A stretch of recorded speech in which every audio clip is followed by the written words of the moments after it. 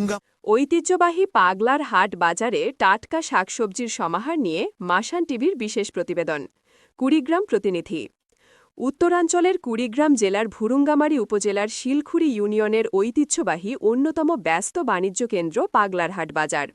প্রতিদিনই ক্রেতা বিক্রেতার ভিড়ে মুখরিত হয়ে ওঠে। আশপাশের গ্রামগুলো থেকে নিত্য প্রয়োজনীয় পণ্য কিনতে আসা মানুষদের পদচারণায় বাজারটির প্রতিটি কোণ যেন প্রাণ ফিরে পায়।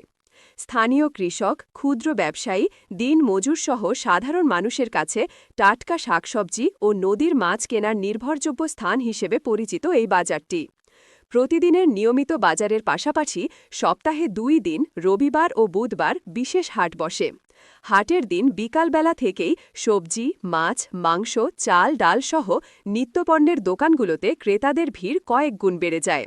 কৃষকরা তাদের উৎপাদিত সবজি, ধান, আলু, কুমড়া, কাঁচামরিচ, ফলমূল সহ নানা কৃষিপণ্য সরাসরি বাজারে নিয়ে আসেন। মধ্যস্বত্বভোগীর প্রভাব কম থাকায় কৃষক ন্যায্য মূল্য পান এবং ক্রেতারাও তুলনামূলক কম দামে প্রয়োজনীয় পণ্য সংগ্রহের সুযোগ পান। তবে বাজারের কিছু পুরনো সমস্যা আজও রয়ে গেছে।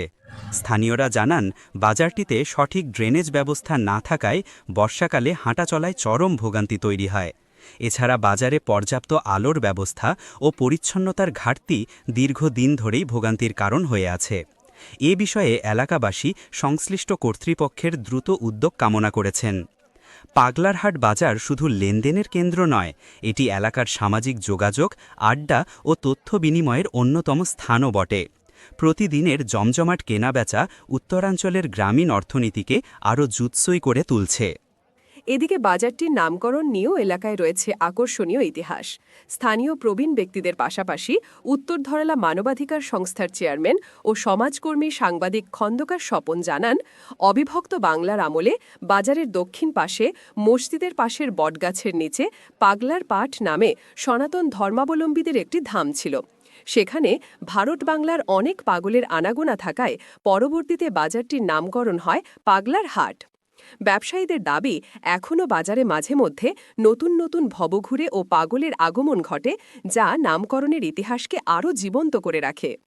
গ্রামীণ জীবনের স্পন্দন আর মানুষের নিত্যদিনের চাহিদা পূরণে পাগলার হাট বাজার আজও এলাকার অন্যতম অর্থনৈতিক শক্তির কেন্দ্রবিন্দু হয়ে রয়েছে।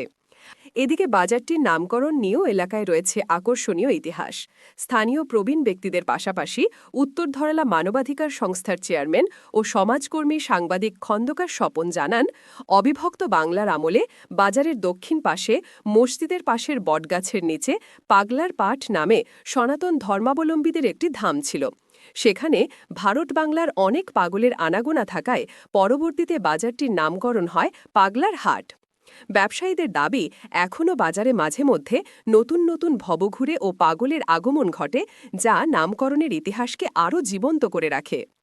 গ্রামীণ জীবনের স্পন্দন আর মানুষের নিত্যদিনের চাহিদা পূরণে পাগলার হাট বাজার আজও এলাকার অন্যতম অর্থনৈতিক শক্তির কেন্দ্রবিন্দু হয়ে রয়েছে। আজিজুল নাম কিভাবে এই হাটটার নাম পাগলা হাট হলো?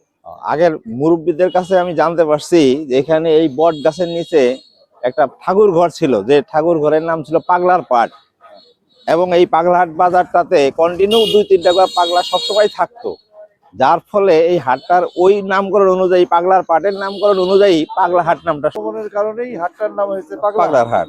বর্তমানে কি? বর্তমানেও 2-4-5-10টা পাগল সবসময়ই থাকে, নতুন নতুন পাগল আসে এবং থাকে এই বাজারে। এই জন্য হাটের নামকরণ হয়েছে পাগলার। এই বিষয়ে আপনি কি জানেন? আমি জন্মের আগে থেকেই শুনি পাগলার হাট। এখানে বলে অনেক একটা পাগল ছিল এই বটগাছের নিচে। এই পাগলের, আল্লাহর ফজলে পাগলের কথা শুনলে বলে মানুষও বলে পাগল হয়ে যাইতো। এখনো নতুন নতুন পাগল যে কোখান থেকে আসলে এখানেই জমা হয়, এই জন্য মানুষ পাগলার হাট পাগলার হাট হিসেবে বলে।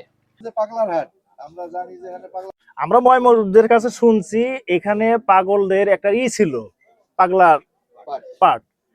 তখন থেকে এই পাগলা হাট নামকরণ হয়, এবং প্রতিদিন যে কোনো নিত্য নতুন পাগল থাকেই একজন না একজন। আমরা সেবা যত্ন করি।